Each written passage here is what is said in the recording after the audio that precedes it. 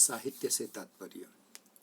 Doctor Babasaheb Ambedkar Marathwada विश्वविद्यालय औरंगाबाद संलग्न तपस्वी पब्लिक चैरिटेबल ट्रस्ट युवती संचालित वेंकटेश महाजन वरिष्ठ महाविद्यालय उस्मानाबाद प्रस्तुत करते हैं साहित्य से तात्पर्य। प्रस्तुतकर्ता डॉक्टर विनोद कुमार विलासराव वाईचड़ वेदार्य।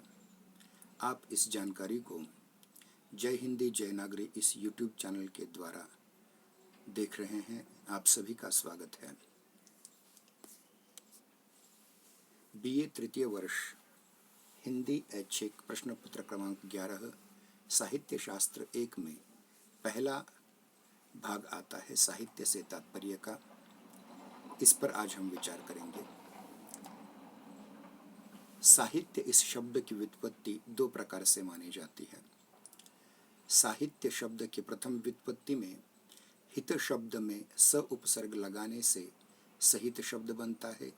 इसी सहित शब्द में यत प्रत्यय तथा अंग आदेश होने से साहित्य शब्द की व्युत्पत्ति होती है, अर्थात शब्द और अर्थ का सहभाव ही साहित्य है।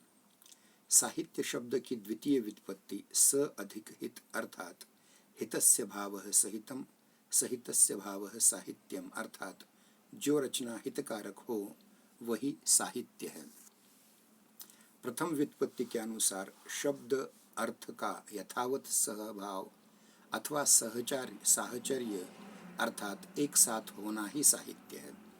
इससे स्पष्ट है कि सार्थक शब्द का नाम साहित्य है, परंतु यह सहभाव शब्द और अर्थ का ही हो इस प्रकार का कोई संकेत नहीं मिलता।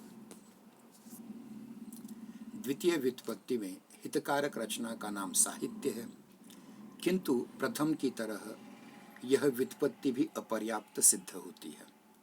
एक कीमती कागज पर रंग बिरंगे अक्षरों में मुद्रित रचना, जिसके एक ओर अशोक चक्र या महात्मा गांधी जी का चित्र और दूसरी ओर भारतीय रिजर्व बैंक का नाम और उसके गवर्नर के हस्ताक्षर आदि अंकित होते हैं, किसी भी मनुष्य के लिए इस प्रकार की वस्तु अत्यंत हितकारक सिद्ध हो जाएगी, परंतु ऐसी वस्तु को हम साहित्य की संज्ञा नहीं दे सकते। सत्य तो यह है कि शब्द की व्युत्पत्ति एवं परिभाषा का अर्थ से सीधा संबंध नहीं हो सकता। किसी प्रकार खींचतान करके प्रचलित अर्थ के साथ साहित्य शब्द की अर्थगत संगति दर्शाने का प्रयास मात्र किया जाता है। साहित्य शब्द के रूढ़ अर्थ को जानने के लिए इतिहास पर दृष्टि केंद्रित करना आवश्यक है। साहित्य शब्द का प्रचलन उस अर्थ में जिस अर्थ में यह शब्द रूढ़ हो गया है, इसका प्रयोग 7वीं 8वीं शताब्दी में हुआ। इससे पूर्व साहित्य के स्थान पर काव्य शब्द का प्रयोग होता रहा है।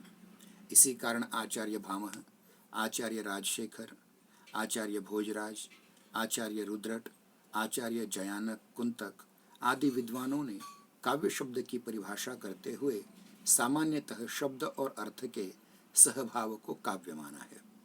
इसी संदर्भ में उन्होंने सहितव, सहभाव आदि का उल्लेख किया है, परंतु आगे चलकर शब्द और अर्थ के सहभाव के स्थान पर केवल सहभाव या सहित ही शेष रह गया।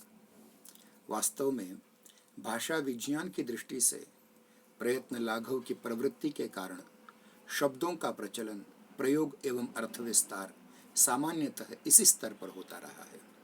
साहित्य शब्द का प्रयोग भी इसी प्रयत्न लाघव की प्रवृत्ति का परिणाम है। भाषा विज्ञान का यह भी नियम है कि जब एक ही अर्थ में दो शब्दों का प्रयोग हो रहा हो, तो उनमें से किसी एक का अर्थ संकुचित या परिवर्तित हो जाता है। संस्कृत भाषा में जब काव्य और साहित्य दोनों शब्दों का प्रयोग एक ही अर्थ में होने लगा, तो आगे चलकर काव्य के अर्थ का संकोच होता गया। अब काव्य का अर्थ साहित्य की एक विधा कविता तक सीमित रह गया है और साहित्य शब्द का अर्थ अधिक व्यापक हो गया है।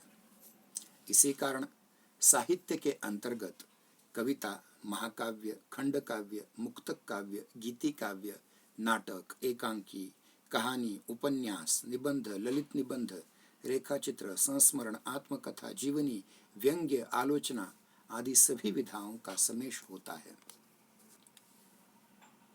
आधुनिक युग में साहित्य शब्द का प्रचलन दो अर्थों में होता है, व्यापक एवं संकुचित।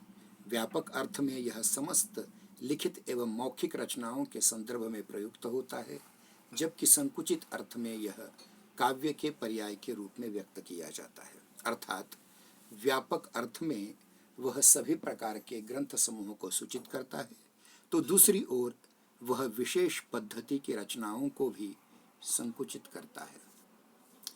पाश्चात्य विद्वानों ने साहित्य के उन दोनों रूपों के अंतर को स्पष्ट करने के लिए प्रथम को ज्ञान का साहित्य और द्वितीय को भावना का साहित्य अथवा अनुभूति का साहित्य या फिर शक्ति का साहित्य माना है।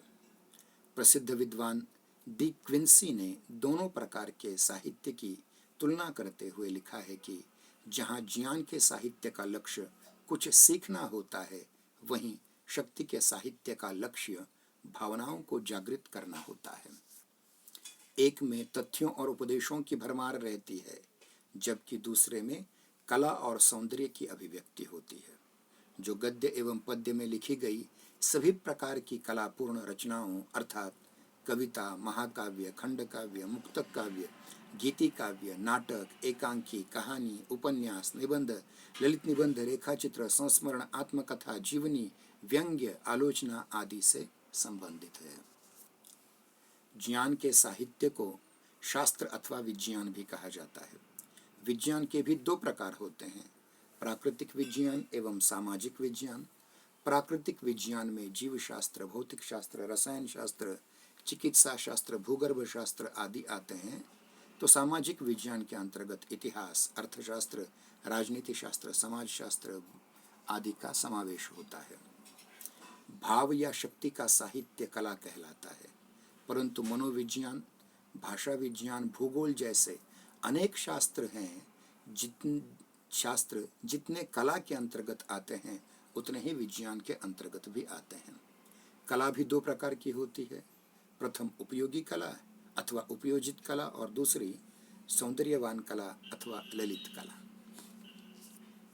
उपयोगी कला का संबंध सीधे पेट से जुड़ा होता है और ललित कला का संबंध हृदय से है। किसी नाई, माली, बढ़ई, मोची, दर्जी आदि की कला उपयोगी कला में समाविष्ट होती है, किंतु मेमार, शिल्पकार, चित्रकार, वादक, गायक, नर्तक, संगीतकार, अभिनेता, कवि आदि की कलाओं का समावेश ललित कलाओं के अंतर्गत ही किया जाता है। मेमार की वास्तुकला, शिल्पकार की शिल्पकला, चित्रकार की चित्रकला, संगीतकार की संगीत कला और कवि की काव्य कला क्रमशः स्थूल से सूक्ष्म की ओर जाने वाली कलाएं हैं।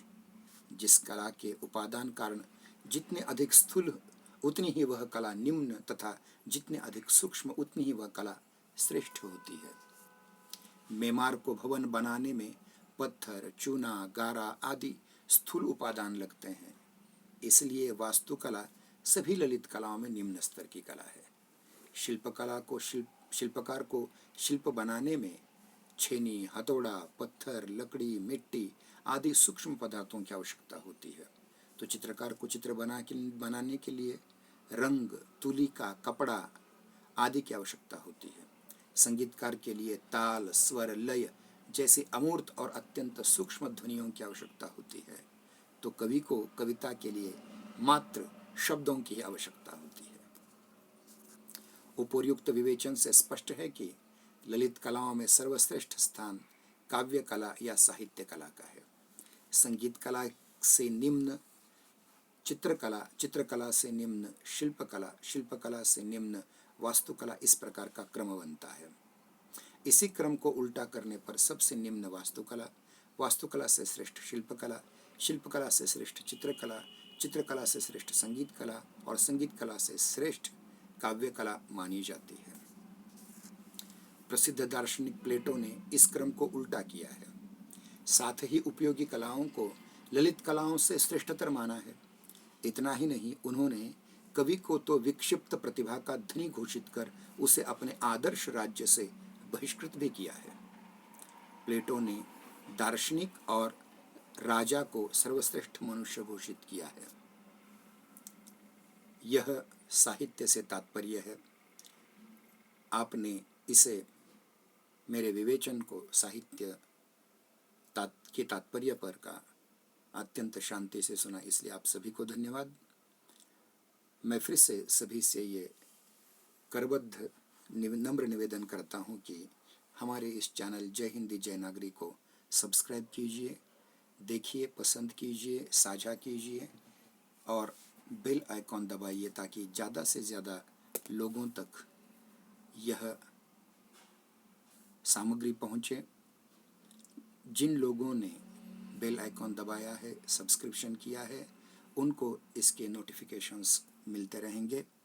मिलते हैं फिर से एक नया वीडियो लेकर के, तब तक के लिए सभी को धन्यवाद।